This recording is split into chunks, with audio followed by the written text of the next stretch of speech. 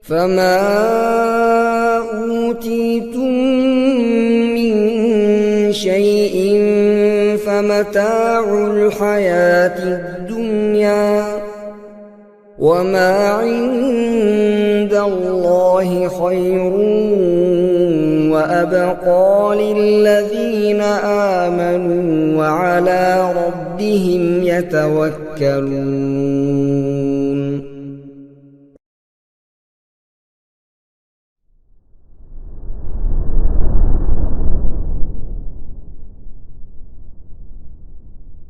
Bismillahirrahmanirrahim. Assalamualaikum warahmatullahi wabarakatuh. Innal hamdalillah nahmaduhu wa nasta'inuhu wa nastaghfiruh wa na'udzu billahi min shururi anfusina wa sayyiati a'malina. May yahdihillahu fala mudilla lahu wa may yudlil fala hadiya lahu. Asyhadu an la ilaha illallah wahdahu la syarika lahu وأشهد أن محمدا عبده ورسوله لا نبي بعده. يا أيها الذين آمنوا اتقوا الله حق تقاته ولا تموتن إلا وأنتم مسلمون. يا أيها الناس اتقوا ربكم الذي خلقكم من نفس واحدة وخلق منها زوجها وبث منهما رجالا كثيرا ونساء واتقوا الله الذي تساءلون به والأرحام إن الله كان عليكم رقيبا. يا أيها الذين آمنوا اتقوا الله وقولوا قولا سديدا يصلح لكم أعمالكم ويغفر لكم ذنوبكم ومن يطع الله ورسوله فقد فاز فوزا عظيما. فإن أصدق الحديث كتاب الله وخير الهدي هدي محمد صلى الله عليه وسلم وشر الأمور محدثاتها وكل محدثة بدعة وكل بدعة ضلالة وكل ضلالة في النار. أما بعد. Para bapak dan ibu yang dirahmati oleh Allah Azza wa Jalla, kembali kita lanjutkan insyaallah ta'ala kajian tafsir. Untuk sementara kita fokus di tafsirnya terlebih dahulu karena pembahasan di ayat ini dalam tafsir Ibnu Katsir sangat panjang. Masih berkisaran tentang sihir. Sebagaimana dijanjikan sebelumnya, pada pertemuan kali ini kita akan menyebutkan perkataan Abdullah Ar-Razi yang menuturkan bahwasanya sihir itu ada 8 macam. Insyaallah nanti akan kita sebutkan. Ya. Dan sesi full untuk sampai mungkin jam 11-an nanti kita membahas ini semua insyaallah ta'ala sesuai dengan kemampuan yang terbatas ya. Baik, dikatakan oleh Ibnu Katsir bahwasanya Abdullah Ar-Razi menuturkan bahwa sihir itu ada 8 macam. Sihir itu ada 8 macam menurut Abdullah Ar-Razi. Ya, betul sekali. Ada 8 macam.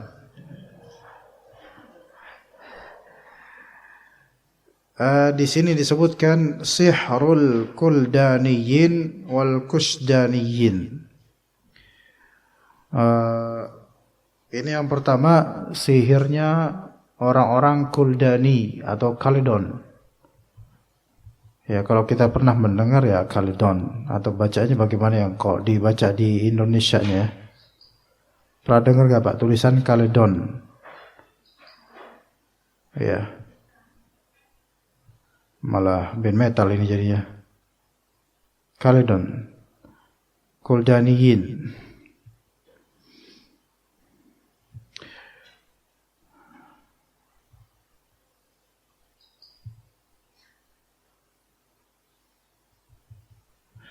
Ya, Kaledonia, Kalsdon atau sebuah kota maritim kuno itu Kalsdon. Tapi wallahu alam ini di mana lebih tepatnya? Hanya dia itu di daerah Babilonia dan semisalnya. Ini sihirnya kadzabin. Ya, sihirnya para pendusta. dan kaum Kusdani. Di sini kita tulis aja sebagaimana di kitab terjemahan, yaitu sihirnya para pendusta, kadzabin, para pendusta. Ya, yang disebutkan di kitab tafsir Ibnu Katsir yaitu orang-orang Kalidon, Kuldaniyin atau Kusdaniyin. Ya, mereka itu hidup di zaman Nabi Ibrahim. Mereka ini menyembah bintang-bintang, planet-planet. Jadi berhala mereka itu adalah benda antariksa. Mereka menyembah bintang yang 7, 7 star, ya, yang dapat berpindah-pindah. Itu planet-planet. Mereka ini berkeyakinan bahwa planet-planet itulah yang mengatur alam ini dan yang mendatangkan kebaikan dan keburukan. Ini sihirnya mereka berkaitan dengan akidah mereka tentang benda antariksa. Jadi di zaman Nabi Ibrahim, ya, dan itu Nabi Ibrahim ketika itu masih muda loh. Itu beliau tugasnya apa? Mendakwahi siapa aja? Banyak kalangan musyrikin dengan varian yang berbeda. Kalau kalangan keluarga dan orang sekitarnya persis di kampungnya, itu penyembah berhala langsung. Namun masyarakat setempat juga mereka menyembah Raja Namrud. Jadi menyembah manusia ada, menyembah berhala ya ada, dan menyembah benda antariksa itu. Ya, bayangkan. Jadi kubu-kubunya banyak. Dan Nabi Ibrahim ketika itu seorang diri berdakwah. Masya Allah. Karena Rasul, jadi nggak perlu diajarin siapa-siapa kecuali Allah yang mengajarkannya. Nah, di zaman itu, dan itu belum ada Bani Israel. Justru Ibrahim bapaknya semua Nabi kan. Bapaknya umumnya Nabi. Belum ada Bani Israel. Apalagi Nabi Sulaiman masih jauh itu. Ketika itu sudah ada yang namanya apa? Sihir. Yang dilakukan oleh orang-orang Kaledon dan Kusdani. Ya, mereka orang-orang Babilonia itu, yang mana mereka itu menyembah benda antariksa. Adapun mungkin yang menyembah berhala mungkin tidak melakukan sihir seperti ini, seperti itu. Nah, dalam surat surat Al-An'am, pernah nggak kita dengar kadang orang ustadz lain atau ustadz berceramah ketika Nabi Ibrahim mencari Tuhannya? Ini judul yang salah. Nabi Ibrahim tidak pernah mencari Tuhannya, karena Nabi Ibrahim sudah tahu siapa Allah Azza wa Jalla. Berangkat dari ayat-ayat yang disebutkan dalam surat Al-An'am, ya, di ayat ke 75, 76, ya, 77, 78, 79. Nah, wa kadzalika nuri Ibrahim malakutas samawati wal ard wa liyakuna minal muqinin. Nah, sekarang ayat 76, falamma janna alaihi al-lailu ra'a kaukaba. Ketika malam itu janna, ya, malam itu sudah mulai lenyap, malam itu sudah mulai menyelimuti, menjadi gelap, maka Nabi Ibrahim melihat kaukab, sebuah bintang di langit. Maka dia berkata, hadza rabbi, ini Tuhanku. Falamma afala qala la uhibbul afilin. Ketika bintang itu hilang, terbenam, maka Nabi Ibrahim berkata, la uhibbul afilin, saya tidak suka dengan yang terbenam, yang hilang, saya enggak suka. Dipahami oleh sebagian orang, ini Nabi Ibrahim sedang mencari-cari Tuhannya. Enggak. Ini dalam rangka apa? Diskusi dan debat bersama orang-orang yang menyembah itu. Menegakkan hujah atas mereka. Jadi Nabi Ibrahim itu bersama dengan orang penyembah bintang-bintang. Pas malam Wah, ada bintang nih. Ini Tuhanku nih, gitu. Bukan untuk menstatementkan bahwa dia adalah menuhankan itu, bukan. Walaupun kelihatannya zahirnya gitu, bukan. Ya, nggak mungkin seorang nabi manapun nggak mungkin punya histori syirik. Nggak ada nabi manapun punya histori syirik. Maka ini konteksnya apa? Di hadapan para penyembah bintang. Hadza Rabbi. Pas hilang, lahu hibbul afilin. Gimana? Masa Tuhan hilang? Gitu kan. Jadinya para penyembah bintang mulai mikir. Gitu loh. Kemudian falamma ra'al qamara bazigha qala hadza Rabbi. Ketika dia melihat, Nabi Ibrahim melihat bulan, qamar, dia berkata, inilah Tuhanku. Tapi ketika afala, ya hilang, bulan akan tenggelam. La illam yahdini Rabbi la akunanna minal qawmidh dhalin. Aduh, hilang lagi, gitu. Kalau Tuhanku tidak memberiku petunjuk, maka aku pasti tersesat nih, enggak ngerti siapa Tuhanku, gitu. Begitu juga pas udah mulai pagi, matahari muncul. Hadza Rabbi hadza akbar. Nyindir para penyembah matahari yang ada ketika itu. Ini Tuhanku nih, lebih besar nih. Sebenarnya nyelekit juga kalimatnya. Falamma afalat, ketika matahari itu terbenam, maka berkata, ya qaumi inni bari'um mimma tusyrikun. Wahai kaumku, saya berlepas diri dari perbuatan syirik kalian. Ini menunjukkan Nabi Ibrahim itu tidak bermaksud memberikan penegasan bahwasanya dia mempertuhankan antariksa. Enggak. Melainkan dia menegakkan hujah dengan sindiran yang Allah lebih tahu bahwasanya ini sindiran, bukan statement tentang dirinya. Bisa dipahami enggak coba? Jadi ini konteksnya bukan sedang mencari Tuhan, justru sedang mengajarkan orang siapa Tuhan sebenarnya, gitu. Kok kalian pertuhankan ini, hilang, gitu Pak. Kalian berharap, tiba-tiba setelah kalian berharap, dia malah hilang. Kan nggak bisa Tuhan seperti ini, gitu kan. Nah, orang-orang yang menyembah antariksa tersebut, mereka berkeyakinan matahari, bintang, planet-planet di luar sana mengatur alam ini dan yang mendatangkan kebaikan dan keburukan. Maka mereka pun sering menjadikan itu sebagai penyembahan mereka kepada bintang-bintang itu sebagai wasilah untuk melakukan sihir. Siapa kemudian yang membantu mereka? Ya tidak lain ya setan.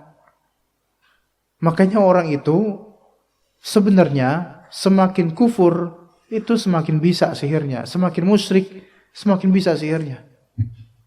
Makanya sihir Bekasi ya beda sama sihir Kalimantan. Mau diadu nggak bisa. Ya beda, kualitas sihirnya beda.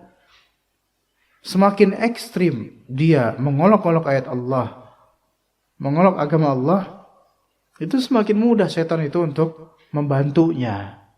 Begitu. Ya.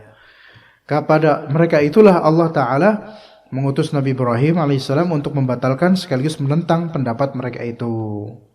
Jadi penyembahan kepada selain Allah itu berpotensi untuk mendatangkan sihir lebih mudah. Ya. Loh, tapi kok banyak tuh dukun muslim? Ya, dukun muslim itu kan dia statusnya aja muslim, KTP-nya dan kelakuan kelihatannya. Tapi dia pasti melakukan kesyirikan. Gitu ya. Kedua, tadi sihir yang pertama sihir para pendusta di zaman Nabi Ibrahim, para penyembah antariksa. Yang kedua, macam sihir menurut Abdullah Ar-Razi. Sihir orang-orang yang penuh khayalan dan memiliki imajinasi yang kuat. Ya, itu yang kedua. Menurut beliau, itu yang kedua, yaitu sihir ashabil awham wan nufusil qawiyah. Sihir orang-orang yang penuh khayalan, imagination, waham, dan dia memiliki karakter jiwa yang kuat. Mereka menyatakan bahwa khayalan itu memiliki pengaruh dengan argumen bahwa manusia ini dimungkinkan untuk berjalan di atas jembatan yang diletakkan di atas tanah, tetapi tidak mungkin berjalan di atasnya jika jembatan itu diletakkan di atas sungai atau yang semisalnya.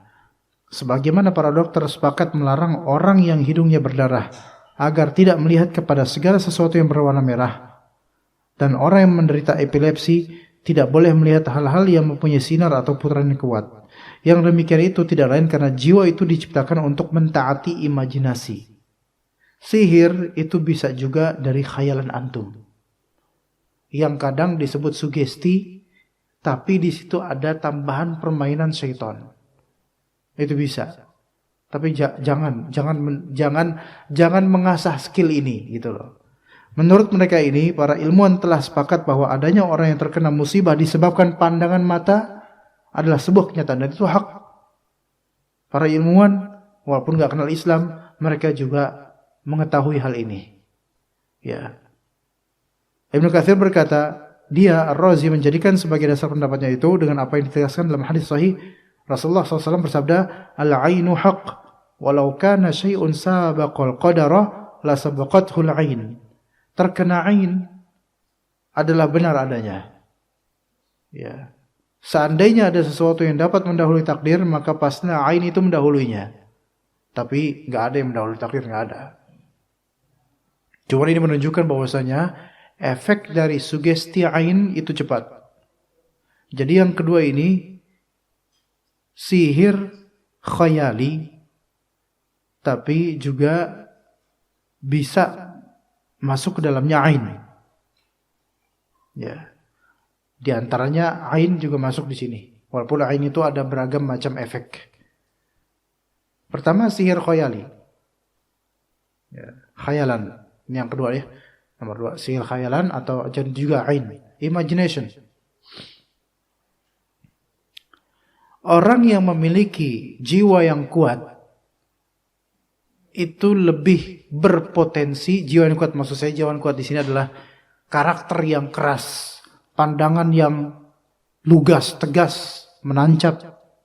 Itu lebih berpotensi untuk memberikan ain pada objek pandangannya dibandingkan orang yang pandangan matanya standar-standar aja. Orang beda-beda cuma. Dia tergantung dengan cekungan mata dan juga alis dan juga bulu mata. Itu semua mendukung seberapa tajam dia memandang. Ya. Dan juga kondisi hati itu juga mendukung seberapa mata memandang, seberapa tajam mata memandang. Lebih-lebih kalau di situ ada khayalan, imagination, ini bakal kayak gini nih, dia bakal kayak gini. Itu lebih lagi tuh. Sekarang kalau kita lihat produk hasil ain, maksudnya produk musibah ya. Efek hasil ain di Indonesia sama di tanah Arab. Tanah Arab ini mencakup Arab Saudi, Yaman, dan orang-orang Arab lah, Mesir. Lebih banyak mana? Coba sob. Ayo jawab Pak. Saya tunggu sampai jam 11. Dari tadi antong baik bapak-bapak. Arab jauh. Rasulullah udah mewanti-wanti itu. Di Indonesia, kenapa ain tidak semarak di Arab? Antum kalau misal ke Saudi Arabia, Pak, umrah atau haji atau visit atau apapun itu, ya.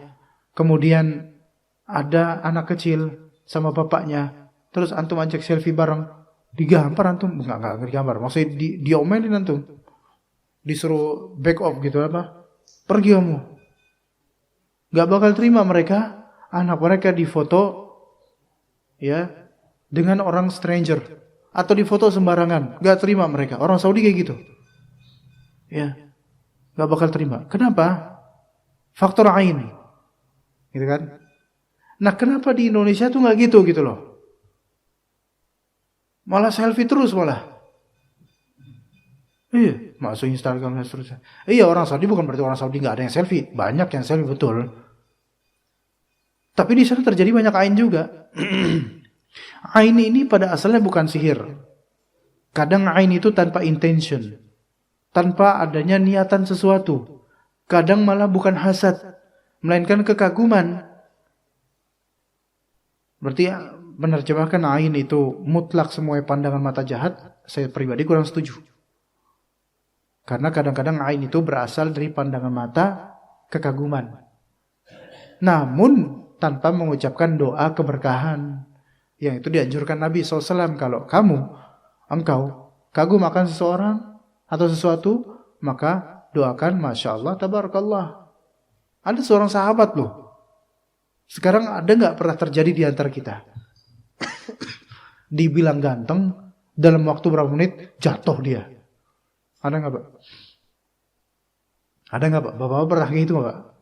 Atau gini aja, ada gak Bapak pernah dibilang ganteng sama orang? Ya kalau gak pernah ya pantesan gak pernah jatuh. Misal ada seorang ganteng banget, artis kita banyak Pak yang ganteng, yang perempuan banyak yang cantik. Dibilang ih gelis pisan gitu kan. Dia malah kegeeran, meren tuh. Iya gelis pisan, malah kegeeran dia. Kenain gak? Malah tambah pede. Di Indonesia tuh, dan juga di negeri lainnya, di Barat apalagi. Ya, kenapa kok beda sama bagian Arab? Kenapa? Karena Arab ini beda Pak, apalagi Quraisy. Kalau antum perhatikan tatapan mata orang Barat dengan orang Arab ada beda matanya, ya enggak? Apalagi ditambah dengan aksesoris lainnya, jenggot. Ya. Iya, mata ini jenggot, tasbih. Serem itu. Ya, Masya Allah, ngeri banget ini. Gitu kan. Sama orang Barat, jenggot dicukur. Pandangan matanya mungkin ada yang tajam, tapi nggak seperti Arab Pak, nggak seperti Arab. Apalagi dibandingkan dengan orang Cina atau orang Rusia, apalagi orang Indonesia. Pandangan matanya ramah semua. Ayo sok atuh, mampir ayo sok. Pinara Pak, ada nggak orang? Pinara sih. Nggak ada, itu Jawa Sunda tuh nyampur tuh. Nggak ada. Ramah-ramah. Makanya ain di Indonesia ini bukan berarti kita mengingkari hadis. Kekhawatirannya itu tidak seperti di Arab. Kenapa? Di antara pandangan mata juga memiliki apa? Di sini memiliki karakter yang kuat. Coba sekarang Pak, karakter orang Indonesia dibandingkan karakter orang Arab, jujur aja, lebih kuat mana dalam berpegang terhadap prinsip Pak? Arab. Beneran. Teman-teman kita yang Arab Indo misalnya, Arab keturunan Indo, Yaman Indo ya. Kalau antum melihat, ya mereka lebih gigih teguh gitu loh. Ya kita punya orang-orang seperti itu, Sumatera. Tapi dibandingkan dengan Arab, ada speciality yang tidak terdapat pada orang Indonesia, Pak. Ya begitu, karakternya lebih kuat. Ya. Kadang kita melihat orang Sumatera memang suka misalnya menggertak, tapi nggak bakal sampai mukul, gitu kan. Gitu. Orang Arab kenapa nggak mukul-mukul? Karena undang-undang, peraturan mereka lebih ketat untuk urusan mukul-mukul, Pak. Di Saudi itu, nonjok sekali aja, penjara langsung tuh. Itu memang ketat di sana, ketat, polisinya ketat. Nah, karakternya kuat. Makanya ketika kita umrah, kewibawaan polisi-polisi dan tentara Arab di Masjidil Haram, Masjid Nabawi, kita akui auranya beda. Kuat karakternya Pak. Walaupun kalau antum lihat Pak, kadang tentaranya ada yang kurus, panjang kayak buncis, tapi kemudian apa? Antum merasa, wah ini kuat ini karakternya nih. Karakternya kuat. Lah kalau maaf, kalau misalnya kepolisian di kita ini, wah ini kayak nggak bakal jadi PM kayak gini mah gitu. Tapi di sana, Masya Allah, karakternya kuat. Kita nggak jelekin orang Indonesia, ada masing-masing kelebihan. Dan itulah mengapa Allah Ta'ala mengutus Nabi Muhammad di kalangan orang Arab. Memiliki karakter yang kuat. Sebelum diutusnya Nabi SAW, para pemuka-pemuka kaum Arab itu rajin apa? Hobinya apa mereka jemaah? Antar kaum berperang. Itu hobi mereka. Pertumpahan darah itu udah biasa. Gara-gara aww seorang, bisa satu kabilah bisa tertumpaskan, bisa aja itu. Gara-gara tersinggung sedikit bisa tertumpaskan atau terkucur darah. Nah, di sini ada jiwa sebenarnya kepemimpinan gitu loh. Tapi masih brutal, maka Islam datang. Ya, baik. Tentang ain ini, memang ain ini kadang-kadang ditambah dengan sugesti. Baik itu sugesti murni, ya antum bersugesti melihat sesuatu, antum bersugesti gini, terjadi.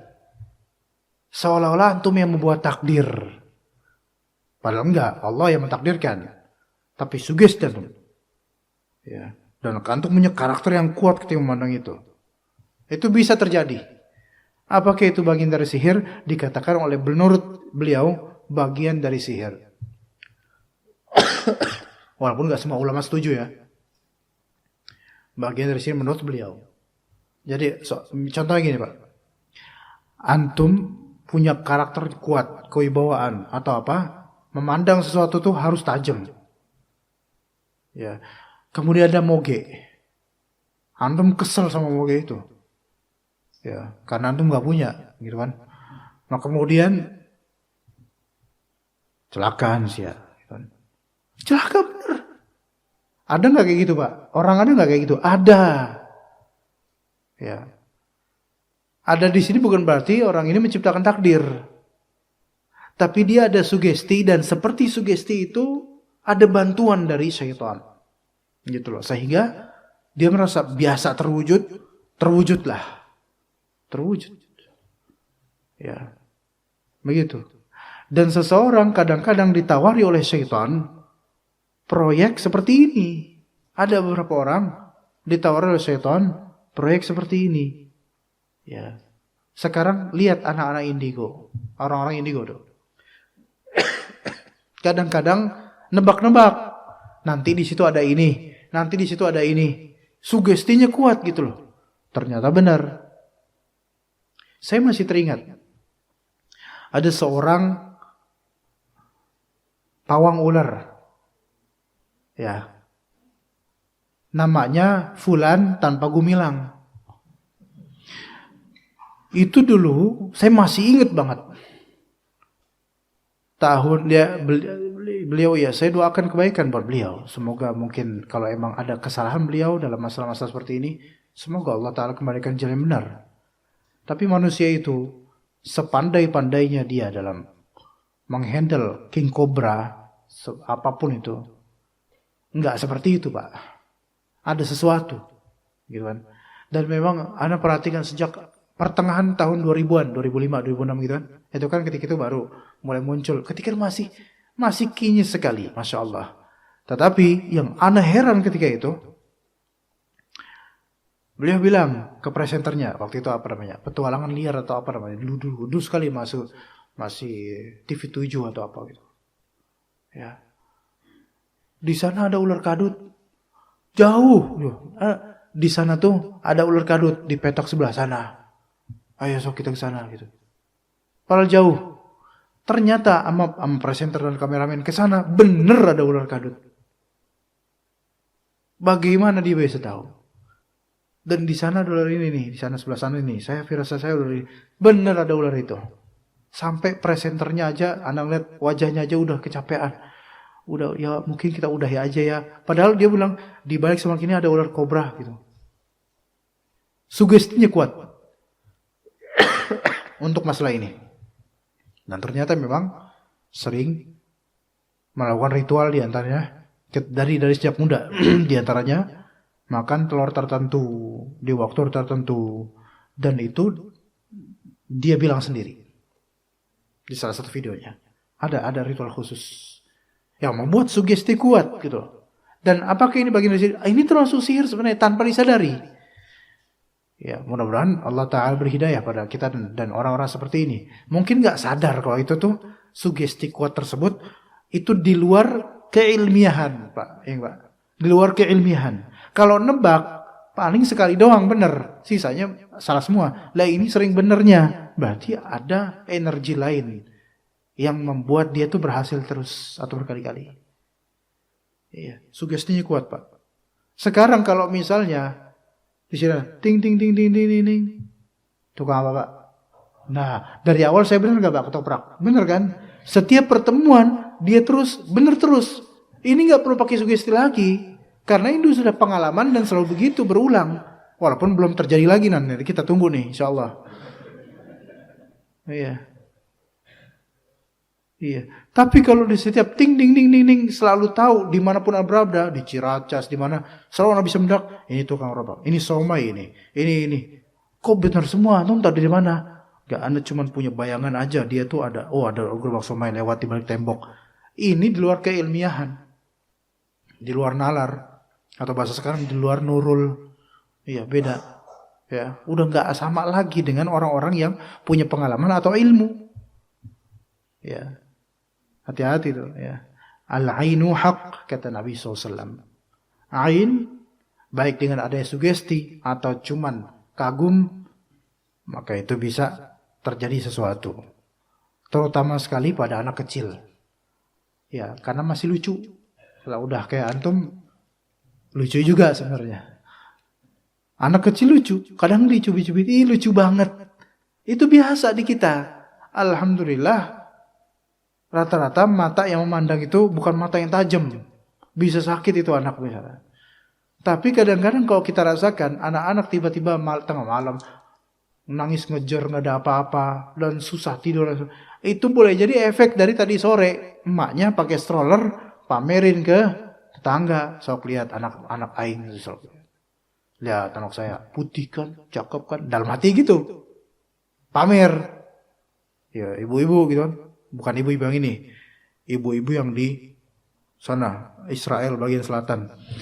Nah, terus kemudian ada ibu-ibu lain, cakep banget, Masya Allah. Ada yang bilang Masya Allah. Yang bilang Masya Allah, maka dengan hal seperti ini, Masya Allah, Tabarakallah, itu menjadi defend. Ya, perisai. Karena ada doa di situ. Masya Allah, cantik banget ya, cakep banget ya, gitu. Tapi kalau misalnya cuman, yo cakep banget ini, anak si siapa jadi pengen punya anak gitu, misalnya. Ini kalau di Arab bahaya gitu. Apalagi kalau disertai dengan pandangan mata gitu ya. Yang tajam kagum, atau apalagi yang tajam hasad. Dan kadang-kadang niat ibu yang membawa anak-anak ini, niatannya apa dulu? Kalau niatannya itu memang pengen pamer, potensi ainnya lebih tinggi. Tapi kalau niatannya untuk ya jalan-jalan doang, gak ada niatan buruk apa-apa, insya Allah Allah lindungi selama dibacakan dia dengan ayat-ayat, doa-doa, Bismillahirrahmanirrahim, misalnya. Ya begitu. Taib.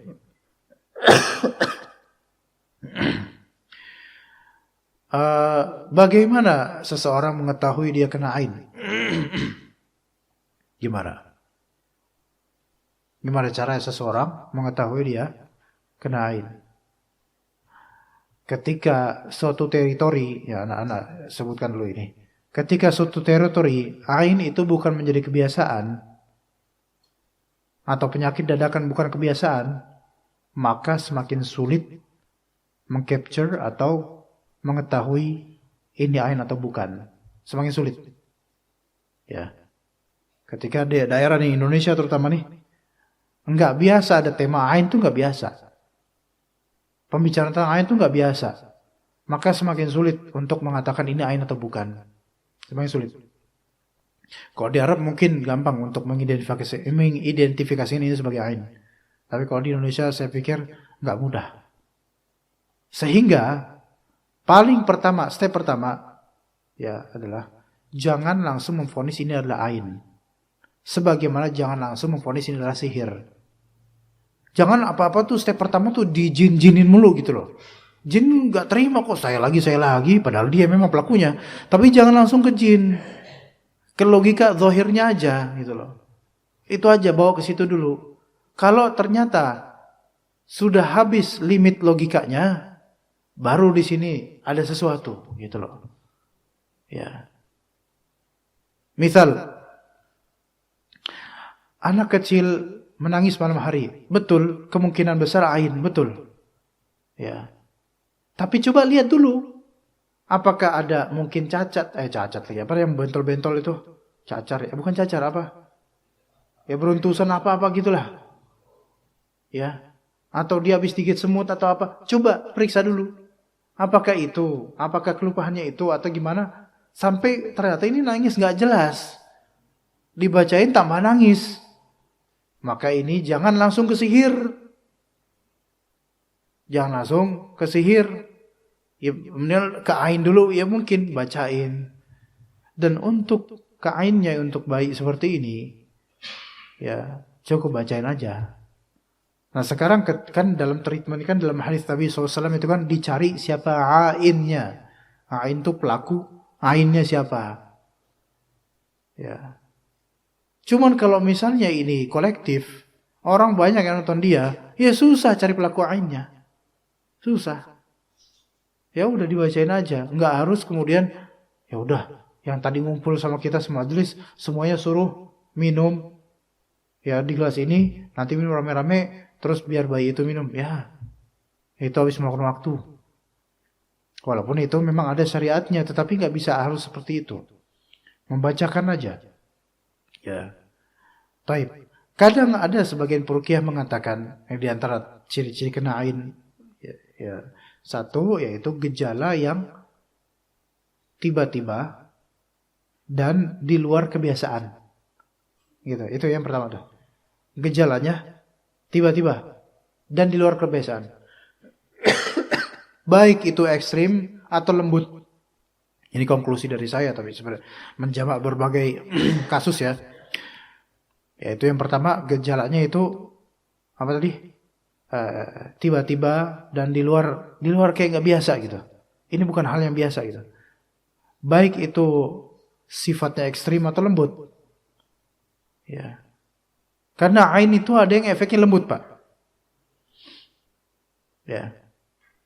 Contoh gini, anak penceramah nih, kajian. Semua mata memandang anak. Ada beberapa mata bapak-bapak atau mata jemaah yang kalau mandang itu kena ain ke anak, dan itu anak rasakan.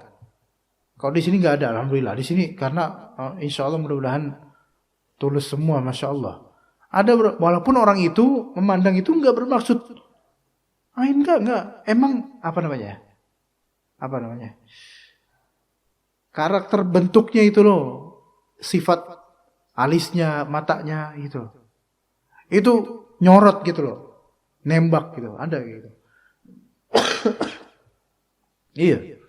Padahal dia biasanya ngeliatin biasa gini. Tapi antum kena, anak kena misalnya. Bukan ngeliat, belum, oh itu mah emang belum, itu mah. Itu tinggal dikeluarin, copot sedikit itu bisa tuh. Nah, kemudian mata tersebut membuat anak itu segan untuk natap balik. Paham gak Pak? Ini termasuk ada sedikit ain ini. Ini termasuk ada sedikit. Walaupun orang itu gak bermaksud apa. Dia orang tolib itu bermaksud apa? Ya pengen nyimak. Tapi ustadznya kemudian gak enak ngeliatnya. Gitu loh. Dan kadang misal seorang ustadz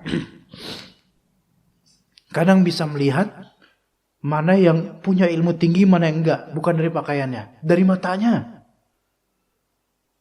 Iya, sehingga ustaz itu merasa enggak nyaman dengan keberadaan orang berilmu tinggi ini di situ. Padahal ustaz ini enggak kenal.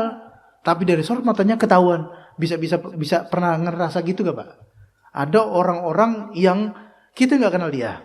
Dia pakai pakaian biasa. Tapi dari sorot matanya, ini orang punya duit banyak. Pas banget nih gue mau minjem nih gitu. Atau nih orang punya ilmu banyak. Itu kadang terlihat dari kewibawaannya, sorot matanya gitu loh. Nah, sebenarnya sih kalau misalnya kita itu nggak ada apa-apa, ngelihat orang ini biasa aja. Karena apa? Karena kalau kita pikir-pikirin, kita malah kena ain jadinya. Seperti penceramah gitu tadi. Gak enakan. Sampai pulang dipikirin, itu siapa ya tadi kok pandangannya kayak gitu banget ya gitu. Oh iya. Seperti itu. Itu bisa terjadi. Cuma itu yang pertama tadi lembut itu, lembut. Enggak sampai gejala kejang-kejang, enggak. Itu yang ekstrem, gejala kejang-kejang. Ketika antum merasakan setelah bertemu sama fulan, kok enggak enak ya pandangannya tadi. Nah, ini ain. Gak enak ya pandangan dia tadi ya. Ini ain. Gitu loh. Misalnya lewat berpapasan sama itu kan ain, itu mata dengan mata. Gitu loh. Nah, itu ain. Sebagian orang menghindari atau sebagian orang memberikan self confidence pada dirinya dengan cara menutup matanya dengan kacamata hitam. Iya. Sebagian orang tidak pede kalau kacamata hitamnya dibuka. Karena mungkin ketika dibuka orang pada ketawa. Nah, apalah bentuknya mungkin yang Allah takdirkan mungkin tidak seperti umumnya orang. Tapi dia tuh pengen ngelihat orang. Tapi nggak pengen orang itu ngelihat langsung matanya. Orang yang seperti ini sebenarnya self confidence dan kepercayaan dirinya kurang.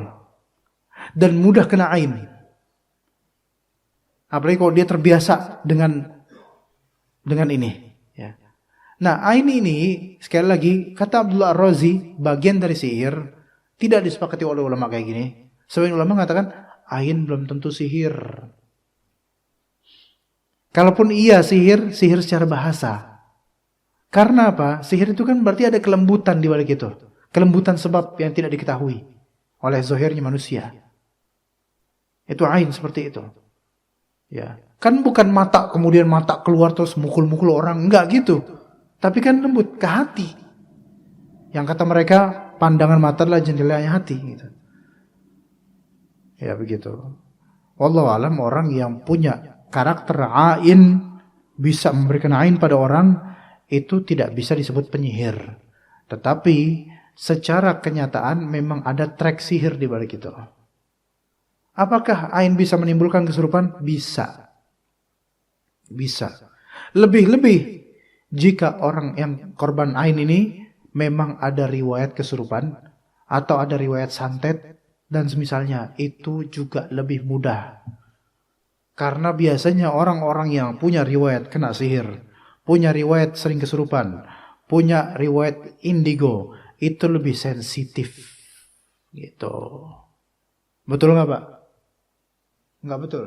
Antang aja bapak-bapak mah. Saya tadi ngomong, bapak-bapak diem aja. Ya bagus sih. Daripada kita ngomong semua, nggak jadi kajian nanti. Gitu Pak ya. Itu yang kedua. Tapi ingat, ini tidak disepakati ulama yang ini. Ada yang berpendapat begitu, ada yang berpendapat enggak. Ya. Jadi ada berupa sugesti. Dan syaitan membantu sugesti itu supaya terjadi. Itu ada. Dan ada ain. Ya. Baik, yang ketiga. Sihir yang menggunakan bantuan arwah ardiyah, yaitu arwah bumi, yaitu para jin. Sihir yang jelas-jelas menggunakan bantuan jin. Al-isti'anah bil arwah al-ardiyah wa umul jin.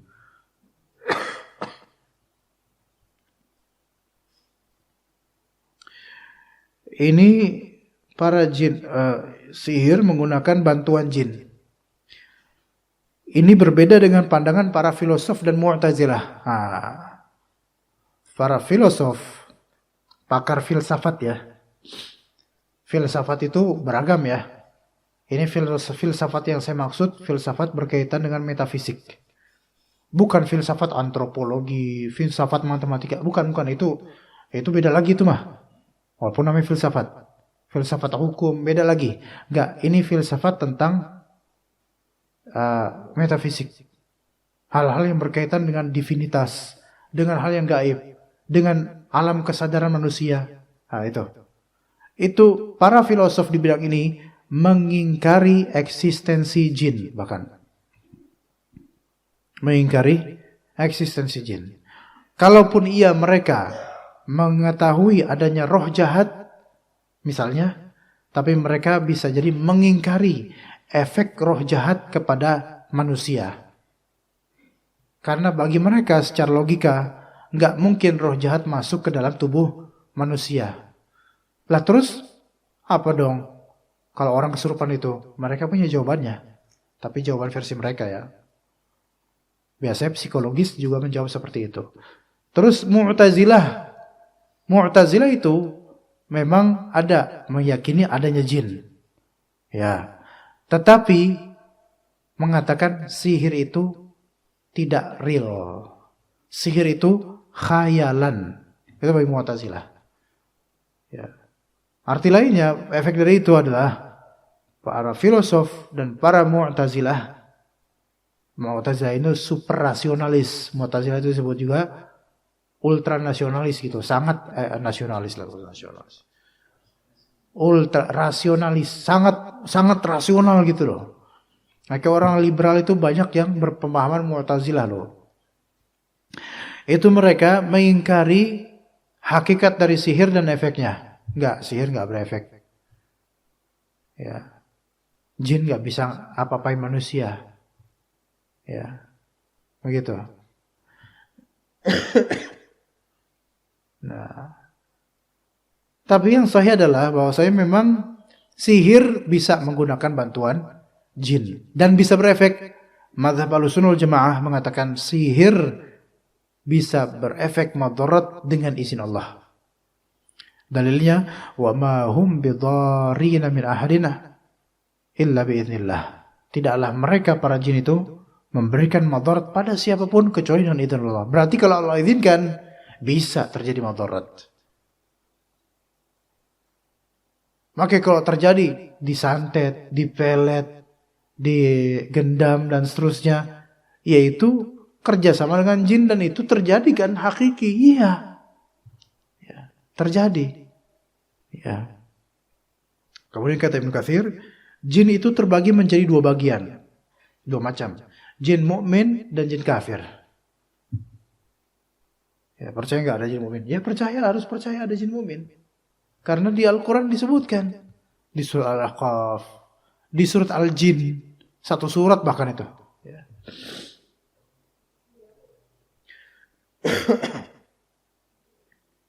Di surat Al-Ahqaf, di surat Al-Jin, dan lainnya. Nah, jin kafir itu mesti syaitan. Jin kafir itu mesti syaitan. Apakah jin muslim itu ada yang berkarakter syaitan? Iya. Jin muslim ada yang berkarakter syaitan? Iya. Syaitan itu secara kemutlakan dinisbatkan pada jin yang kafir itu selesai memang. Tetapi kalau dirinci, syaitan itu adalah sifat yang ada baik pada jin, manusia, dan sebagian binatang. Ketika sifat syaitan itu adalah sifat yang jauh dari kebaikan, itu syaitan.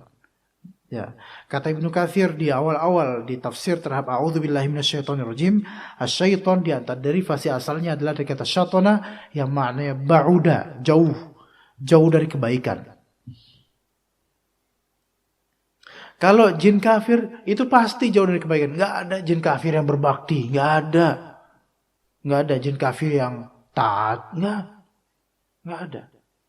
Jauh dari kebaikan Allah, jauh dari rahmat Allah. Baik. Manusia ada nggak yang setan sifatnya? Ya banyak. Makanya setan jin sekarang, jin setan itu banyak istirahat mereka. Karena manusia udah jadi setan, lebih setan dari mereka bahkan. Mungkin jin-jin sebagian kaget, manusia terlalu lebih parah daripada kita, kata setan. Bisa jadi. Ya. Adakah muslim tapi jauh dari kebaikan? Ada. Muslim, manusia muslim, jin muslim, ada juga yang kayak gitu. Karena keimanan itu bisa naik, bisa turun. Selama dia tidak sampai derajat kufur, iman turun jauh dari ketaatan, ya dia fasik. Ada sisi kesyaitanannya. Cuman kita jangan menyebut seorang muslim siapapun dengan syaitan. Muslim manusia ya. Adapun kalau kita nyebut jin sebagai syaitan dan jin ini seolah-olah menampakkan keislaman, kita tetap berhak menyebut dia syaitan. Kayak gimana contohnya, Pak? Ada orang kesurupan. Ya. Kesurupan bukan macan, bukan maung. Bukan aing maung lagi, bukan. Aing toke. Nah, misalnya aing muslim gitu kata dia. Ayo sok tajwid-tajwidan sama aing gitu misalnya. Belajar tajwid. Ternyata dia bisa. Terus kita bilang, kamu ngaku muslim, kamu ngaku bisa baca Al-Quran, tapi kamu syaitan. Boleh kayak gitu? Boleh, Pak. Kenapa? Karena ini jin gak nampak dari kita. Atributnya kita nggak tahu. Dia pakai baju koko apa pakai apa nggak tahu. Lah kalau dia ngomong cuma saya muslim, orientalis pun muslim dikira. Karena kok seperti orang Islam ngomongnya. Maka kita boleh bilang kamu itu syaitan, membuat tipu daya. Itu nggak apa-apa kita bilang gitu. Karena apa? Siapapun jin yang masuk ke tubuh manusia itu bukan muslim yang taat, walaupun dia masuk muslim. Bisa jadi bahkan dia kafir, munafik. Ya, pura-pura Islam bisa aja. Tapi itu kok dia bisa hafal ayat, bahkan dia bisa benerin tajwid peruqyah. Tajwid peruqyahnya dibenerin. Tuh idghamnya kurang, itu idghamnya kata jinnya. Peruqyah juga bingung. Waduh maaf nih saya baru Iqra 3 kata peruqyahnya. Mungkin nggak? Mungkin. Tapi imma itu jin muslim yang memang sedang fasik dengan kesyaitanannya, atau dia jin kafir yang munafik, pura-pura jadi Islam dan mempelajari bagaimana Islam. Belum tentu jin itu meralat bacaan peruqyah, belum tentu meralatnya benar Pak, ini jangan salah. Kadang-kadang jin itu pura-pura meralat, salah tuh, bukan kayak gitu bacaannya. Itu supaya seolah-olah dianggap jin itu lebih perkasa daripada manusia, belum tentu benar Pak. Ya antum lihat dulu, punya ilmu juga dong harusnya gitu loh. Ya bilang ke jinnya, so tahu kamu, orang dia baca benar kok, kamu aja yang so tahu gitu loh. Lulusan mana sih kamu? LC mana sih? Madinah apa Libya gitu kan. Nah gitu Pak.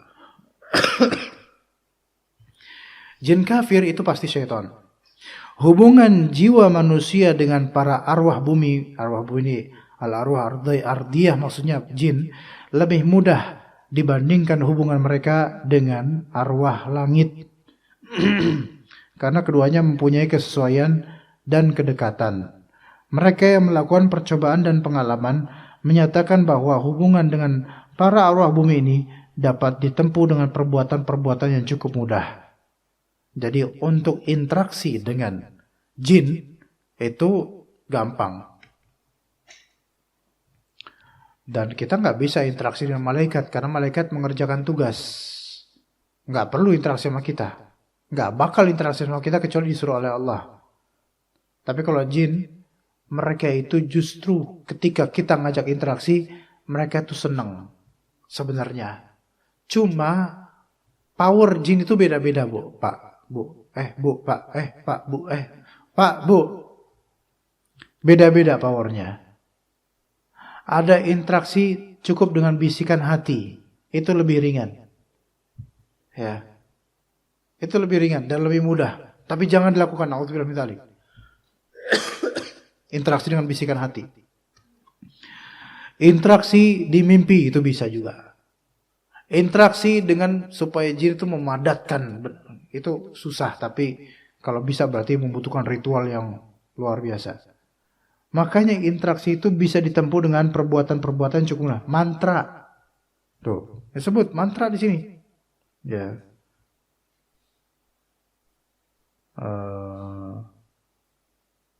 Mantra di sini contohnya ya ruqa itu mantra kalau bahasa Sunda Jampe ya. Wad dakhal diterjemahkan kemenyan, wad tajrid pengasingan diri. Nih diantara caranya antum interaksi dengan jin dengan ritual tapinya, perbuatan. Mantra berarti rapalan apa gitu. Ya, simbada. Nama merek itu ya. Ini apa gitu apa gitu. Kemenyan membakar sesuatu dengan niatan itu. Memanggil arwah atau memanggil arwah disebut arwah manusia, tapi roh jin. Atau pengasingan diri. Nah ini tajrid, mengasingkan diri. Banyak pendekar kayak gitu. Sebenarnya itu adalah suatu bentuk ritual untuk mengintroduksi diri kepada jin-jin daerah situ. Ada permintaan di situ supaya sakti. Jinnya tahu niatan dia mau apa nih orang nih.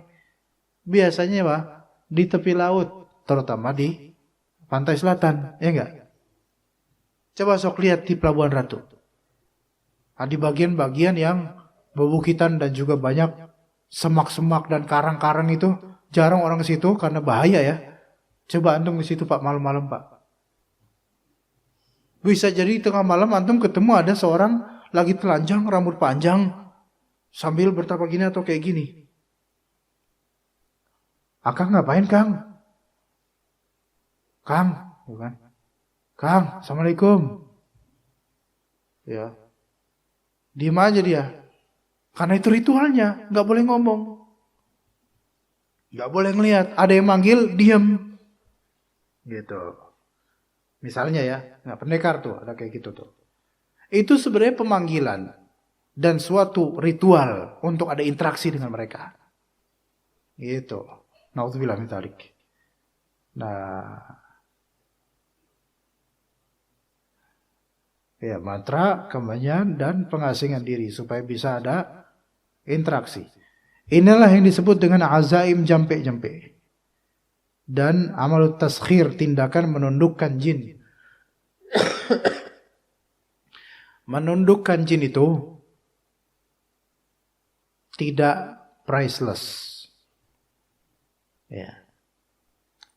Nggak ada makan siang gratis dalam soal ini Pak. Ini harus diingat. Sehingga kalau di antara Anda ada punya anak atau saudara indigo, itu nggak ada yang free. Nggak ada yang free. Akan ada akidah dan tauhid yang tergadaikan, hati-hati. Ya, nggak ada yang free itu. Walaupun mungkin pas kecil indigo mungkin belum sampai menyerang akidahnya anak kecil ini. Ntar pas gede, lihat. Ya, nggak bakal itu jin melepaskan dia. Kecuali kalau diruqyah dan anak itu disadarkan. Ya, hal-hal kayak gini, interaksi dengan jin dan minta bantuan ini sama dengan berakad. Berakad sama jin. Ada transaksi maknawi di sini antara dia dengan jin. Apalagi kalau transaksinya memerlukan tumbal atau pemberian sesuatu pada jin. Ini lebih kental lagi lah. Lebih kental lagi. Di salah satu kediaman ada di daerah Wahana lah. Ya. Ketika itu Pak RT minta ke petugas pengurus RT, tolong panggil Ustadz Hasan itu, ada apa? Itu kayaknya udah mulai keterlaluan. Ada kita punya gor, di RT kita ada gor. Kayak gini kan awalnya nih, ini gor, gede gitu, buat olahraga, buat fleksibel lah, buat rapat bisa, buat ini bisa, itu bisa. Pengurus gor itu belakangan hari itu sering diganggu. Suara kunti lah. pernah ditampakin suaminya kunti. Wowo. Ya. Ya, nggak tahu suaminya atau bukan ya, anggap aja suami lah. Ya, gede gitu, tinggi gede, besar gitu. Kayak gorila atau kayak Bigfoot. Ya. Pas malam-malam gitu ditampaki itu, wah diganggu, mimpi buruk di situ. Wah, akhirnya jarang ke situ dah. Ngadu ke Pak RT. Pak RT minta supaya Anda ngeruqyah tempat itu.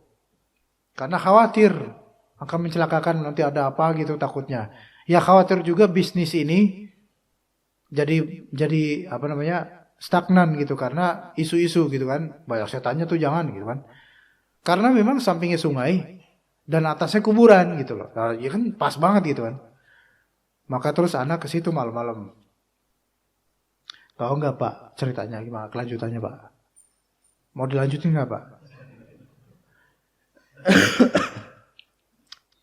Nggak seru kok, biasa aja. Ya. Terus anak di sini tanamkan mindset. Satpam ikut, teman anak pengurus RT ikut, pengurus GOR juga ikut. Di sini tanamkan mindset. Kita gelapin aja lampunya. Ayo coba sok kita pancing. Nggak ada apa-apa Pak. Tapi benar saat ini ada gini-gini. Iya betul. Itu bapak itu ngomong sambil keringitan karena sakit, demam karena udah berapa hari diganggu. Terus juga bahkan satpamnya aja itu juga ketakutan. Ajaib kata tempat kayak gini memang dulunya bekas rawa, bekas tempat-tempat bambu-bambu gitu memang. Tapi kemudian belajar di sini kejadian yang Bapak alami itu cuman penampakan, ketawa, geraman, mimpi, selesai. Ya. Tidak sampai lemparan, ya enggak? Enggak sampai ada dilempar ke antum, plok gitu kena muka, plok gitu. Ya, batu atau apa enggak sampai. Berarti hanya sebatas penampakan-penampakan yang memang cuman buat orang penakut. Maksudnya orang penakut lah yang ditambahkan kayak gitu, imannya kurang, orang bilang gitu. Kalau orang pemberani atau imannya tinggi, setan mikir. Karena yang nampakin diri itu rata-rata kroco, Pak. Gitu, saya bilang gitu. Ya, dan juga saya bilang dimanapun kayak gitu. Penampakan itu rata-rata buat orang penakut. Jarang ustadz dapat penampakan. Iya, karena mikir, waduh kata setannya, ustadz ini janganlah, LC lagi. Ntar dibacain lagi. Ditanya pocong lain, itu LC Madinah apa Libya gitu lagi.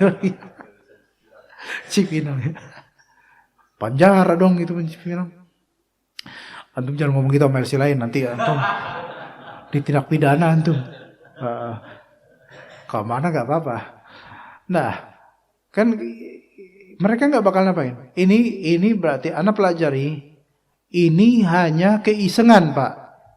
Kalau Bapak ikutin alur mereka, jadinya khurafat. Biarin aja, capek mereka nanti. Karena mereka untuk menampakkan diri itu butuh effort gitu loh. Gitu, butuh usaha gitu buat nampakkan diri. Gak mudah soalnya. Nah, saya bilang juga ke Pak RT, Pak, kalau di sini ditanemin dulunya sesuatu, ritual, atau ditanamin tumbal, atau apa, tumpeng, apa namanya, sajen, atau memang ada sengaja nanemin di daerah ini, atau gor ini, nanemin jin di sini sengaja, dengan ikatan akad tertentu, ini pasti jadi teror, Pak. Pasti bakal bereaksi kalau saya ruqyah. Tapi saya bacain, saya kelilingin, ini nggak ada reaksi, Pak. Berarti ini insya Allah aman. Itu sekitar setengah tahun lalu. Sampai sekarang aman. Kenapa? Karena pelajaran begini, jemaah. Ketika suatu tempat tidak ada ikatan akad antara manusia dengan jin dan tidak ada ikatan ibadah antara manusia dengan jin, itu aman. Ya. Tidak ada ikatan akad dan tidak ada ikatan akidah. Aman. Gimana? Saya kasih contoh.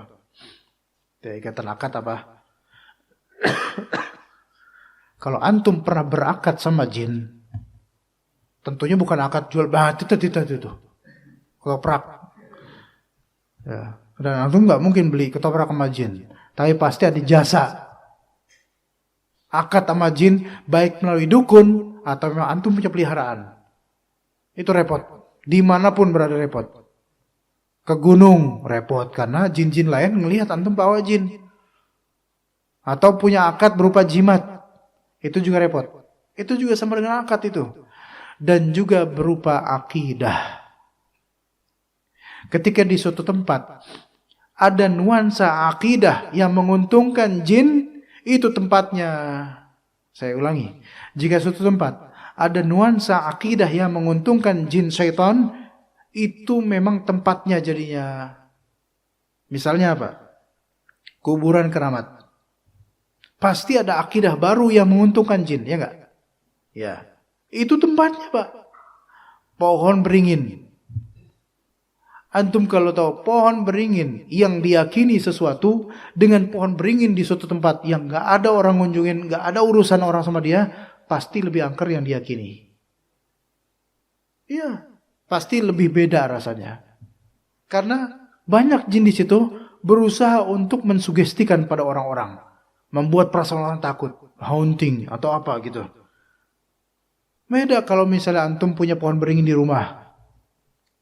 Dibiarin aja, nggak ada akidah apa-apa, disembah enggak, disajen enggak, biar aja. Ya jin juga, malas di sini malas gelayutan di sini. Mendingan di tempat-tempat yang dianggap ada akidah sesuatu di situ terhadap kita. Itu kuburan. Kenapa kuburan kok kerasa lebih angker, Pak, dibandingkan tempat tidur? Tempat tidur enak malah. Kenapa kuburan dianggap angker? Karena keyakinan orang tuh banyak yang negatif di situ. Bahkan kadang-kadang dijadikan pemujaan atau ritual atau kesyirikan atau mengambil tanah kuburan. Itu aja udah membuat modal supaya jin itu menang di daerah itu gitu loh. Makanya anak-anak atau orang-orang yang dia ada riwayat kesurupan, kalau lewat di tempat-tempat kayak gitu, nggak enak badannya. Ya nggak? Benar nggak? Benar nggak? Nggak tahu. Oh berarti antum safe berarti, alhamdulillah. Biasanya perempuan. Karena perempuan itu lebih mudah dimainin perasaannya. Lebih mudah dibongkar, dibolongin bagian tubuhnya untuk masuk celah jin. Iya, emosinya mudah dipermainkan. Itu lewat tempat-tempat tertentu. Kalau dia punya riwayat kesurupan, lewat tempat-tempat tertentu kayak gitu, walaupun itu nggak tahu tempat itu ada apa, nggak tahu ada kuburan keramat, nggak tahu, tapi nggak enak rasanya. Ada apa ya? Gitu loh. Bahkan tempat-tempat kayak kuburan keramat, pohon yang dikeramatkan, tempat-tempat sesajian, itu lebih angker dibandingkan diskotik. Coba, antum lewat diskotik, merinding nggak? Nggak ada merindingnya. Iya. Tapi kalau antum di jembatan, di pinggir jalan ngeliat bencong, itu paling serem itu. La haula quwwata billah itu. Nauzubillah min dzalik. Bahkan jangan-jangan jin aja lari dari dia gitu loh. Itu saking jeleknya. Nauzubillah min dzalik. Nah,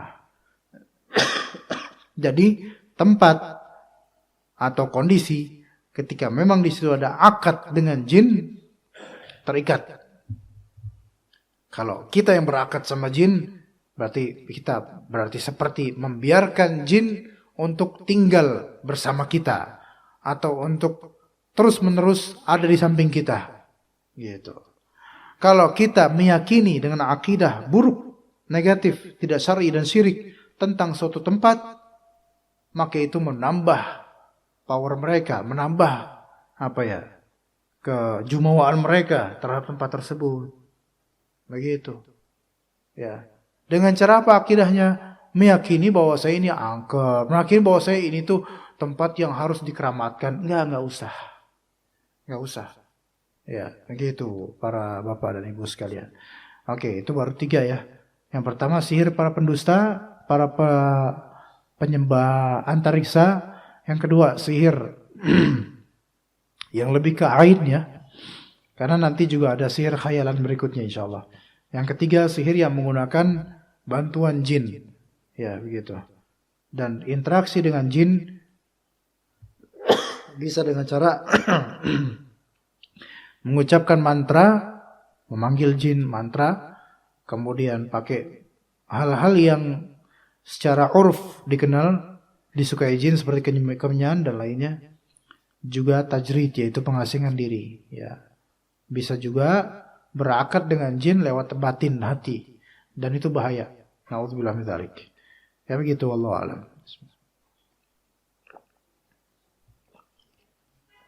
Ada yang mau bertanya jemaah di sini? Bapak-bapak mungkin mau bertanya? Iya, silakan Pak, silakan Pak. Waalaikumsalam warahmatullahi wabarakatuh. Iya Pak. Jam 9 Pak.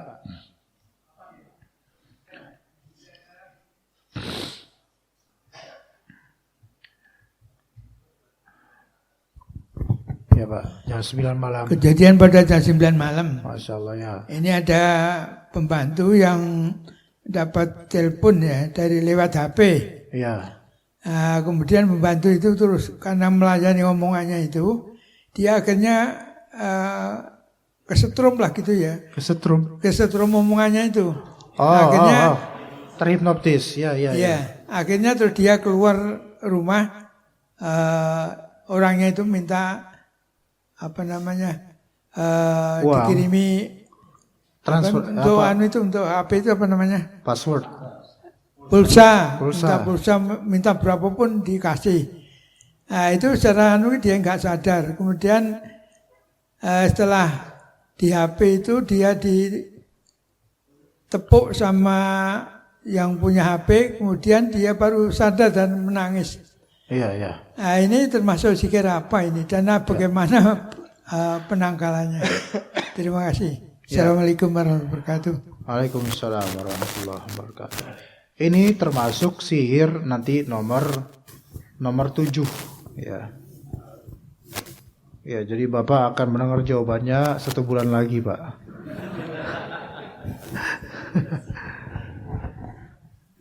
Jadi gini. Udah sampai tuh. Nah, sihir nomor 7 ini adalah sihir yang berupa penundukan hati. Ini diantara bentuk sihir yang menundukkan hati orang dan menundukkan pikiran orang. Masuk ke dalam gendam, hipnotis, pelet. Itu masuk semua. Nah, hipnotis apakah termasuk sihir? Kalau tata cara seperti itu, merangkai kata dan mensugestikan sesuatu, ada magic di situ. Sihir. Ini termasuk sihir. Sihir menundukkan hati dan pikiran seseorang, sehingga orang itu ikut dengan alur pikiran antum. Dan itu mungkin bagi beberapa orang yang mempelajari hal-hal seperti ini. Iya. Itu bisa bukan berarti kita setuju, tapi memang itu bisa terjadi. Nah, dan hal kayak gini biasanya tuh kayak kita dikontrol oleh mereka, oleh pembicara. Karena kalimatnya itu kan masuk ke benak kita pikirkan.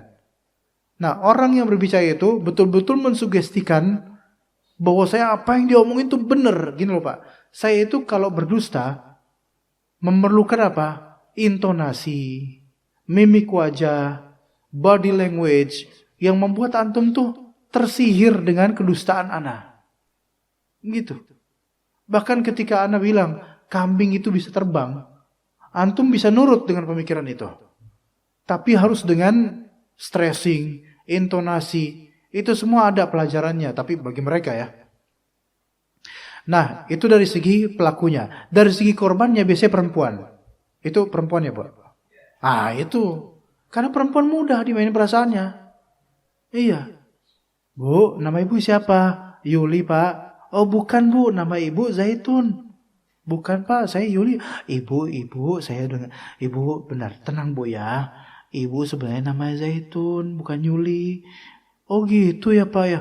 Lah, gampang nih orang. Bisa. Iya.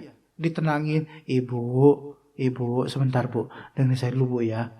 Dia kan ngerasa, ibu itu kan ngerasa, oh ini orang baik nih. Dengan bahasa dan intonasi seperti itu.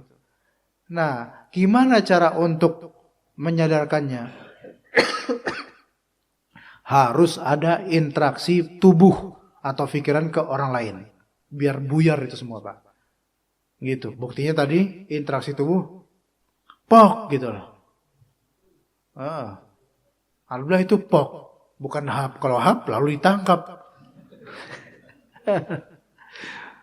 Pok gitu kan, bahunya atau apa, tempeleng gitu loh. Tempeleng gitu, sadar, biasa gitu. Ya, atau interaksi kalimat. Hei, pembantu. Sadar dia. Oh iya, saya pembantu gitu kan. Oh iya. Sadar, kaget. Terus nangis, kok bisa nangis gitu loh.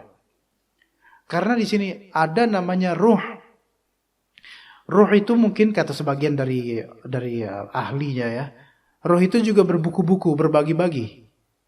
Ada bagian yang bisa dihipnotis, bisa dipengaruhi oleh syaitan atau sugesti orang. Yang mana ruh ini bisa terkaget. Dan mungkin nangis itu adalah efek kagetnya, gitu loh. Mungkin ya wallahu alam, efek kagetnya. Ya seperti itu bisa terjadi.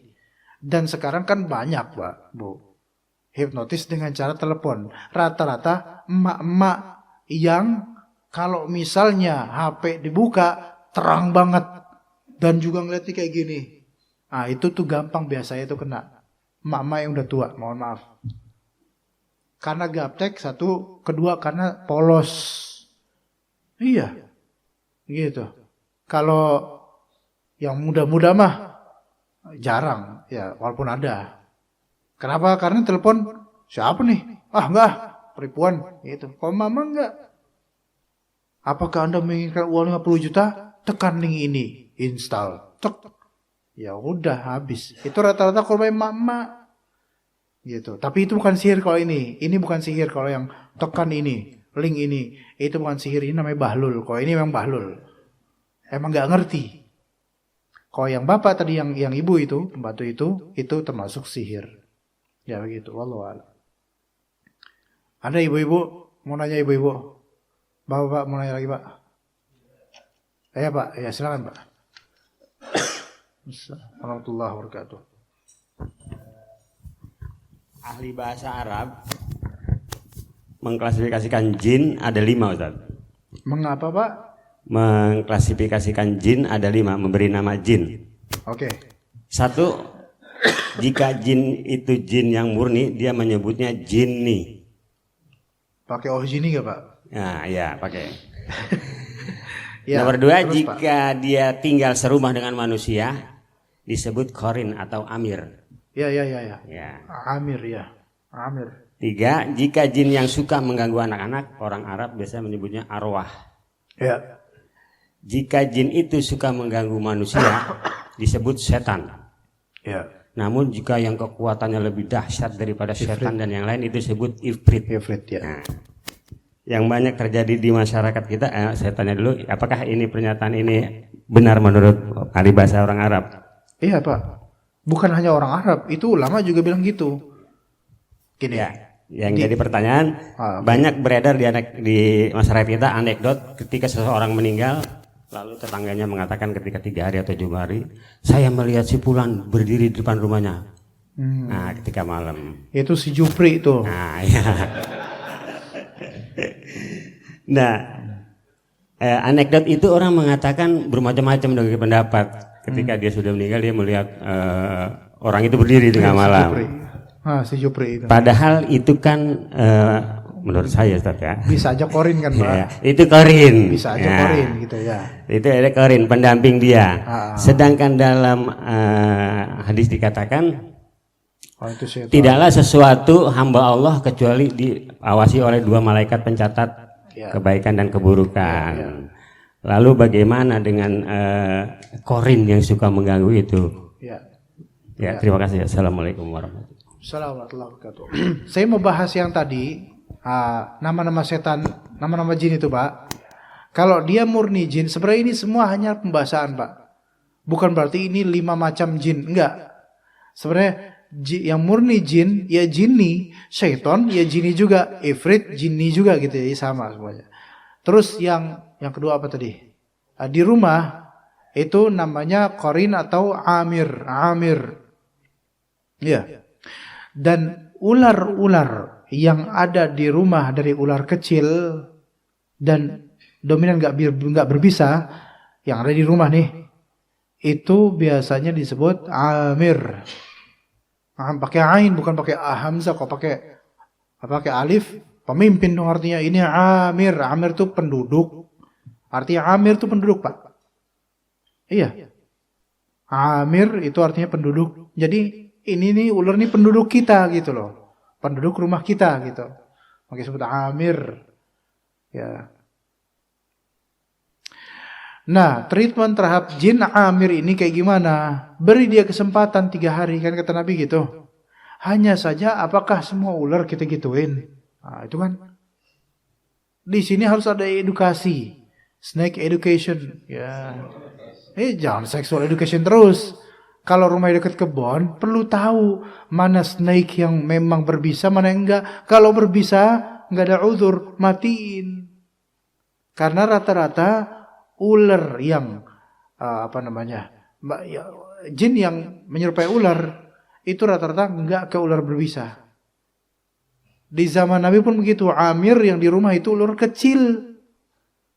Atau pernah sekali sahabat Nabi ada yang sampai mati gara-gara ular melawan dan membunuh ular besar. Itu ular besar. Nah, ular besar gede itu biasanya ular yang sifatnya melilit, nggak berbisa, kayak sanca, boa, ya itu. Mati dia, sahabat tersebut karena berusaha membunuhnya, sama-sama mati dua-duanya. Ya. Tapi itu ular sebesar itu bukan, ya tentu bukan amir Pak. Karena Amir itu ular kecil. Dan dia indikasinya itu tidak berbisa. Ular-ular yang tidak berbisa biasanya di rumah itu ular cicak. Coba cari di Google ular cicak kayak gimana. Kalau Anda melihat ular kayak gitu modelnya di rumah, ya nggak usah diapa-apain. Pertama, dia nggak berbisa. Kedua, ada kemungkinan dia jin. Kalau antum tanya juga nggak bakal jawab dia. Iya. Tapi sebentar, tapi lifestyle dan bentuk rumah di zaman Nabi dengan sekarang beda, ya nggak? Kalau di zaman Nabi mungkin banyak celah, ular itu bisa di kesempatan keluar. Kalau sekarang antum di kamar, ularnya masuk kamar, nggak ada bolongan, masa mau dibiarin gitu 3 hari? Di situ ada anak antum, ya nggak bisa gitu dong. Maka wallahu alam menghindari mudarat yang lebih besar, maka kita usir lebih baik. Kalau itu kita khawatir. Gak apa-apa Pak. Yang dilarang itu jangan dibunuh dulu. Kecuali kalau antum tahu ular itu berbisa. Seperti masuk ke rumah ular kobra, ular weling. Ya, itu baru itu mah, gak usah mikir itu mah. Bunuh aja. Bilang ke ularnya, saya bunuh kamu atau kamu bunuh diri, gitu. Ya, itu bukan syaitan kok itu. Itu ular itu. Ya, begitu, Pak. Kemudian yang ketiga ada setan, ada jin yang di bumi. Apa Pak tadi Pak bilangnya Pak, yang arwah tuh Pak? Yang suka apa? Yang jin yang apa Pak? Suka ganggu anak-anak disebut arwah. Ini hanya istilah. Tetap dia syaitan. Jin yang suka ganggu anak-anak itu sering kali di sore hari menjelang maghrib, kadang nyulik gitu loh. Itu ada ya. Ya itu disebut arwah, iya, jamak dari ruh.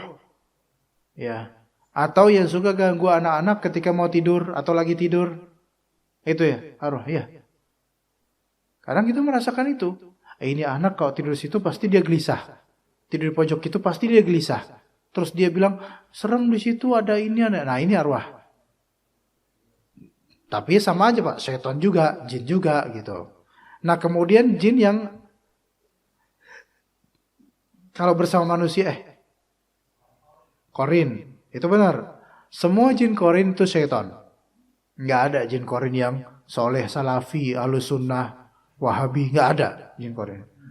Setan semua. Ya. Maka jin korin ini setan. Semuanya. Kalau misalnya dia levelnya tinggian, ifrit.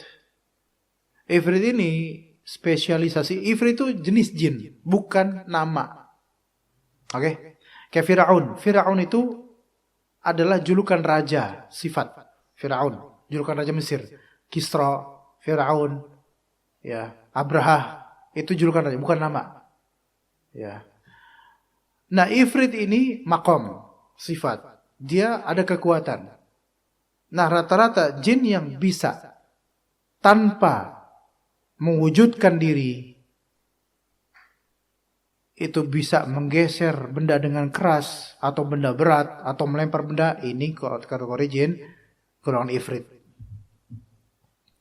Dan umumnya yang sampai mengganggu, sampai melempar-lempar kayak gitu, biasanya ya memang orang yang korban ini ada urusan sama dia atau sama mereka. Biasa gitu. Biasanya ya, nggak selalu. Kadang iseng ada. Tapi biasanya karena orang ini ada urusan sama jin. Atau orang ini punya jin dan semisalnya.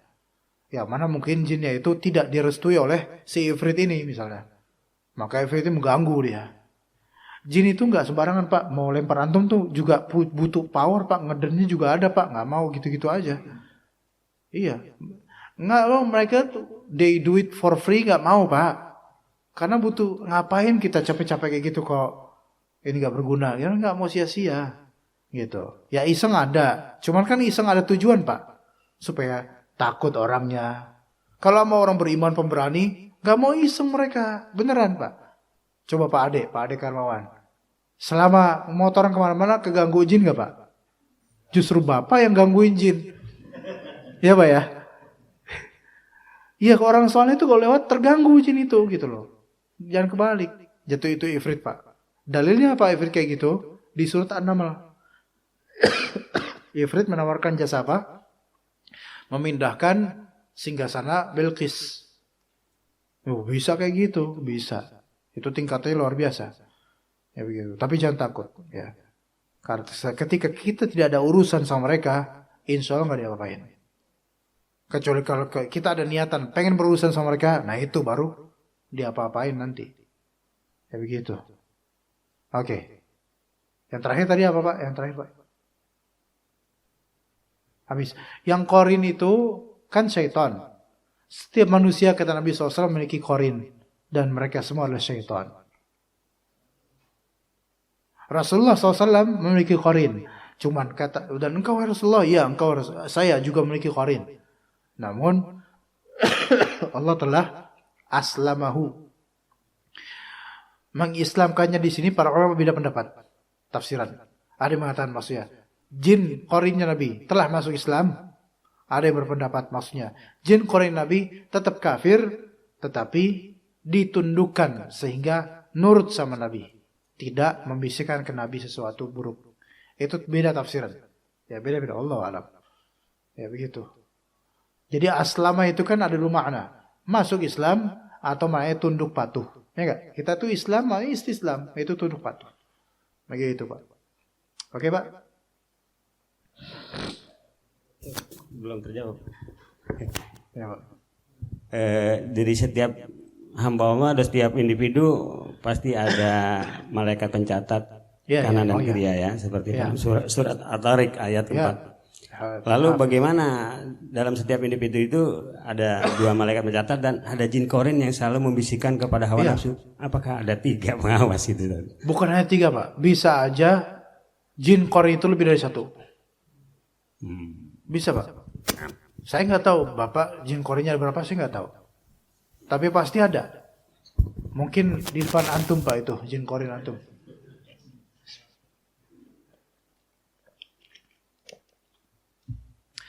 Jadi seseorang, quantity dan quality jin korinnya tergantung dengan seberapa iman dia. Semakin rajin dia maksiat, nuqayyid lahu syaitan, fasa'a qarina. Kami ikat buat dia syaitan, seburuk-buruk korin. Gitu. Makin buruk itu orang, sebenarnya korinnya makin banyak yang buruk gitu loh. Begitu. Nauzubillah min dzalik. Nah, adapun kalau misalnya orang beriman, jin korinnya sesuai dengan keimanannya. Mungkin gak banyak jin korinnya. Tetapi kualitas bisikan, buruknya bisikannya itu lebih dahsyat dibandingkan orang yang gak punya iman. Kenapa? Ya untuk menghancurkan orang beriman, ya perlu tentara yang lebih berat. Ya gitu, Pak. Ya. Makanya yang suka menampakkan diri, ya, atau gini, yang suka yang udah mati kemudian kelihatan lagi, itu rata-rata dulunya ada masalah itu orang. Iya. Walaupun dia kiai, tapi jarang ustadz kiai tiba-tiba penampakannya adalah jarang, karena jin korin juga mikir pasti orang gak percaya sama saya nanti, gitu. Dialihin ke yang lain, kuburan keramat, di situ mainnya. Enggak di penampakan ulang, bukan. Biasanya dukun, orang berkasus, tabrakan, kelindes kereta, kasus-kasus kayak gitu. Tapi tujuan mereka jin-jin korin itu, enggak mesti jin korin, jin siapa aja terserah lah, mau ifrit mau apa, menyerupakan kayak gitu. Tujuannya apa? Untuk pengagungan buat jin, untuk menghancurkan akidah orang, dikira orang udah mati bisa hidup lagi, untuk adanya khurafat, untuk adanya sesajian, ya bisa macam-macam. Tujuan mereka macam-macam, Pak. Gitu. Di antaranya yaitu misalnya tabrakan, ada daging-dagingnya kesisa tuh, ya. Terus ada daging kesisa di mana gitu, atau tangannya atau jarinya di mana gitu. Nanti jinnya sering nampakin di situ, jin korin. Dia kan yang kemarin itu yang di situ, yang kemarin meninggal di situ. Kok bisa ya? Membuat orang apa nanti orang cari tahu kenapa kok di sini sering penampakan dia. Disugestiin bahwasanya masih ada bagian tubuhnya yang ketinggalan. Iya. Yang membuat orang-orang khurafatnya apa? Kalau selama bagian tubuhnya masih ketinggalan di situ, dia pasti ada di situ terus. Berarti kita harus apa? Cari, gali lagi. Menggalilah mereka demi apa? Demi khurafat itu gitu loh. Mungkin ketemu, iya, mungkin. Tapi jangan percaya hal kayak gini gitu loh. Ketika memang di situ banyak terjadi penampakan yang sudah pernah wafat orangnya, bacain tuh tempat, ruqyah itu tempat, perbaiki mindset masyarakat, nggak laku lagi jajanan jin-jin itu. Tuh, antum kayak mau nanya Putra, megang mikrofon terus kenapa? Ya, ibu-ibu, ada mana ibu? Ibu-ibu kayak takut tentang jin tuh. Assalamualaikum, waalaikumsalam warahmatullahi wabarakatuh. Anak-anak SD atau SMP sering melakukan permainan jelangkung. Apakah itu benar ada roh datang, Ustadz? Lalu apa efeknya bagi anak-anak yang suka mainan seperti itu? Anak-anak kalau zaman dulu mainan kayak gini memang buruk, khurafat, bisa syirik. Tapi nggak sampai apa ya? Efeknya itu cuma begitu-gitu doang. Yang saya khawatirkan sekarang anak-anak sekarang gitu loh. Kalau sampai main kayak gini, memang kadang-kadang untuk konten YouTube dan seterusnya, tapi akan semakin dianggap biasa kayak gini. Apalagi ini menghasilkan duit gitu loh. Ini yang saya khawatirkan. Apakah ada roh datang? Gini loh, roh dimanapun bisa datang. Roh dalam artian syaitan, rekaman jin. Dimanapun. Di kamar mandi ada jin. Mau saya panggilin? Ya nggak bisa, saya juga nggak tahu namanya siapa, ya kan? Ada roh itu, setan ada. Terus menggerak-gerakannya. Kalau itu memang terjadi dan benar itu gerakan yang membuat mungkin ada huruf yang tertulis dan seterusnya, itu semua jelas dari roh jin, ya. Ini efeknya apa? Efeknya khurafat. Efeknya bisa ketagihan dan akan bertahap kemudian ke yang lain-lain. Ingat loh, di antara YouTuber ada yang melakukan pesugihan sate gagak. Bahkan sampai di hutan Soeharto di Kalimantan. Karena di sana yang paling angker. Pesugihan sate gagak. Itu ada ritual itu. Buat kaya. Bagi mereka. Jadi ke dukun dulu. Sugestinya gimana. Caranya gimana. Konsultasi. Kemudian nanti ke suatu hutan. Yang jarang sekali dilalui orang. Kemudian nginep di situ semalam. Kalau bisa nggak pakai baju. Kalau nggak panas. Kalau nggak kedinginan ya. Terus boleh ada lampu atau lilin-lilin. Terus jualan sate gagak di situ. Iya, ada ini ya, inian sate ini, pemanggang dan jadi sate beneran gitu. Dikipas-kipas sendirian, nggak boleh sama orang. Itu tengah malam itu. Jangan tidur gitu kan. Ya, ntar bakal datang pembelinya dari kalangan genderuwo. Ya. Dan kemudian genderuwo itu akan makan langsung panas-panas. Iya. Ini gitu. Genderuwo makan, antum bilang, Pak, anget gitu. Tersinggung genderuwonya. Enggak usah kasih duit loh. Nah, kalau dimakan selesai, dikasih tuh duit. Bonyok, itu khurafatnya begitu. Itu step berikutnya itu. Kalau eksperimen seperti jelangkung, di YouTube kan, ternyata terbukti, makin penasaran anak-anak zaman sekarang untuk step berikutnya sampai yang kayak gini. Na'udzubillah min dzalik. Ya. Permainannya dengan menggambar-gambar di atas kertas, lalu di atasnya diletakkan koin. Katanya koin itu nanti gerak-gerak menuju gambar yang dipilihnya. Ini semua tentu adalah tipu daya syaitan, ya. Berbahaya. Assalamualaikum warahmatullahi wabarakatuh. Kebencian dan permusuhan dua pihak atau tetangga yang berlarut, apakah bisa menimbulkan ain dan sihir, Ustadz? Walaupun tanpa mendatangi pihak seperti dukun, melalui kebencian dan hasad salah satu pihak. Kalau ain mungkin, tapi kalau sihir, enggak. Sihir itu membutuhkan niatan, media, kadam, tumbal. Ya, sihir itu membutuhkan niatan, ritual, media, tumbal. Jadi sebagian dukun bahkan nggak mudah menyihir orang. Makanya kata sebagian mereka, untuk menyihir benar itu nggak mudah, perlu proses. Ya, itu kayak antum ke polisi, perlu proses. Kadang berbulan-bulan penjajakan dulu, nggak langsung. Ya, beda-beda level. Ya begitu. Jadi enggak, kalau misalnya kebencian, justru kadang-kadang nih setan bermain. Ketika dua tetangga nih saking benci, kadang-kadang setan itu sengaja, tanpa ada niatan manusia, sengaja membuat rumah terasa lebih panas, atau menghilangkan sesuatu dari perabotan, atau menghilangkan uang, atau apa, supaya apa? Semakin panas nih mereka, supaya tetangga yang A ini nuding B sebagai pelaku sihir. Jadi belum tentu itu terjadi sihir, Pak. Sihir itu butuh fulus. No fulus mamfus. Nggak ada fulus nggak bisa apa-apa. Dukun itu nggak ada yang everything is free, nggak apa-apa. Saya ikhlas lillahi ta'ala menyihir fulan, nggak ada. Nggak ada. Pasti fulus. Ya, nggak free itu semua itu. Ya, gitu. Dan juga tergantung bayaran. Ya, nggak bisa ini tolong santet dia seumur hidup. Bayar berapa, Pak? 200.000. Nggak ada 200.000, ya kecil banget. Nggak ada. Pokoknya besok harus terjadi santet ini. Bayar berapa? 1 juta. Oh, nggak bisa 1 juta doang. Risetnya belum. Iya kan? Penjajakan, iya kan? Iya. Belum semua itu. Ya, jadi dukun juga perlu step-step juga mereka.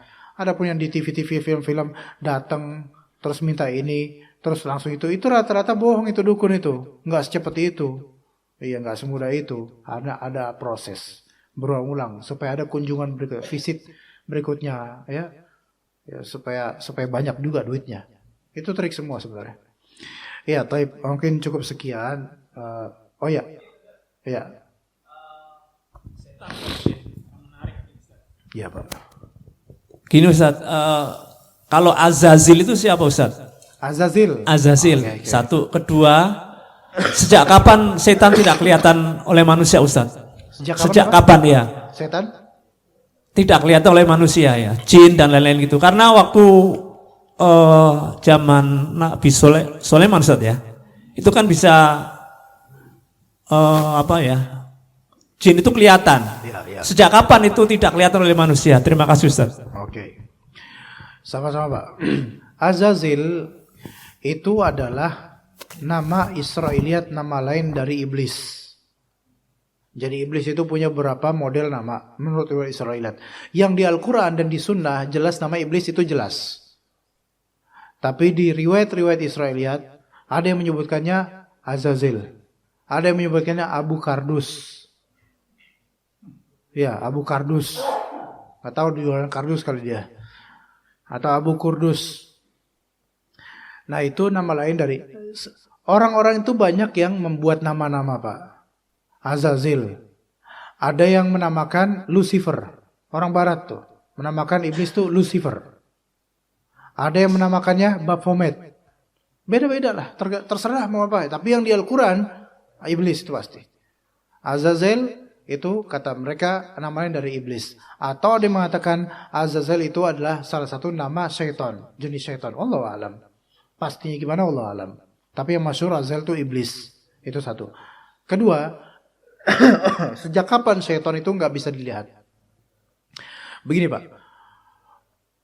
syaitan nggak bisa dilihat pun sejak zaman Nabi Adam.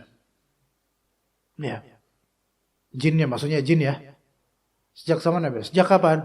Sejak setan itu diturunkan sejak setan itu tidak diperbolehkan tinggal di surga. Nabi Adam alaihissalam di surga. Setannya di mana? Ketika membisikkan supaya deketin pohon itu. Enggak di surga.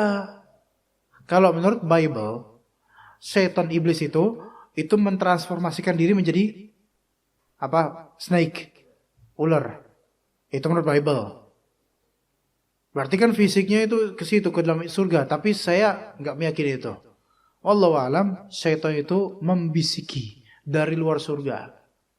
Jadi jin itu bisa membisiki seseorang dari kejauhan. Gitu. Antum di sini.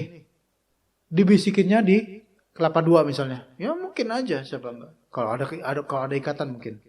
Begitu. Jadi tetap nggak kelihatan di mana iblisnya ketika Nabi Adam di surga. Adapun Nabi Sulaiman, apakah jin itu kelihatan? Kelihatan bagi Nabi Sulaiman. Tidak bagi selainnya. Gitu Pak. Jadi kembali ke asliannya. Karena fitrahnya jin, kata Allah, innahu yarakum huwa wa qabiluhu min haitsu la tarawnahum. Jin itu bisa melihat kalian wahai manusia, kabilahnya jin juga bisa melihat kalian wahai manusia, tapi kalian nggak bisa melihat mereka. Itu dari awal sampai kapanpun. Jadi pertanyaan, sejak kapan jin itu tidak bisa terlihat? Sejak kapanpun. Adapun keterjadian Nabi Sulaiman bisa melihat mereka, itu mukjizat khusus Nabi Sulaiman alaihissalam. Orang-orang lain nggak bisa. Begitu Pak ya? Enggak.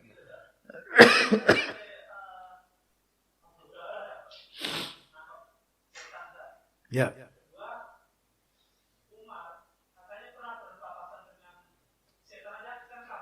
Ya. Ya, oke gini. Bapak tadi bilang Abu Hurairah pernah nangkap setan. Iya, ngegap. Iya. Benar, dan biarin aja beliau kayak gitu Bapak. Mau diapain, kan udah terjadi. Abu Hurairah pernah ngegap setan gitu lah. Ya iya. Tapi apakah ketika itu Abu Hurairah tahu bahwa itu setan? Enggak tahu. Artinya ini setan jin berwujud tasyakul, menjadi benda konkret di alam manusia. Ini kapan-kapan lah saya sebutin ya. Adapun Umar bin Khattab, kalau lewat setan-setan minggir, itu dalam dunia gaibnya yang Rasulullah bisa lihat dengan sebab wahyu Allah. Bukan berarti Umar ngelihat jalan setan pada mikir semua. Enggak, bukan gitu. Nah, Umar enggak tahu. Begitu. Karena keberanian dan keimanannya Umar. Begitu. Jadi enggak kelihatan Pak, tetap enggak kelihatan. Dan jin yang ngambil atau nyuri bahan zakat itu dia belum tentu wujud aslinya di alamnya Pak. Jadi dia mentransformasikan dirinya menuju ke wujud yang logis di alam manusia. Begitu. Entah menyerupai manusia siapa, atau bikin baru atau gimana nggak tahu. Ya begitu. Konkret kayak gini Pak. Nih, bisa dipukul, ditepok, bisa ditangkap, bisa. Coba aja bapak-bapak cek aja nih. Bisa aja di antara ini ada jin satu, mungkin bisa. Itu yang di depan bapak yang pakai songkok hitam, itu belum tentu itu. Antum pegang aja, kabur nggak dia? Gitu. Iya. Jadi ketika memang berwujud konkret, dia hukumnya hukum alam manusia, walaupun dia aslinya jin. Kalau ditangkap kayak gitu, susah dia untuk kembali ke alamnya. Iya, jadi nggak usah nangkap jin lah, repot urusannya. Oke, ya cukup sampai sini. Wassallallahu ala nabiyina Muhammad wa ala alihi washabihi ajmain. Subhanakallahumma bihamdika asyhadu an la ilaha illa anta astaghfiruka wa atubu ilaik. Assalamualaikum warahmatullahi wabarakatuh.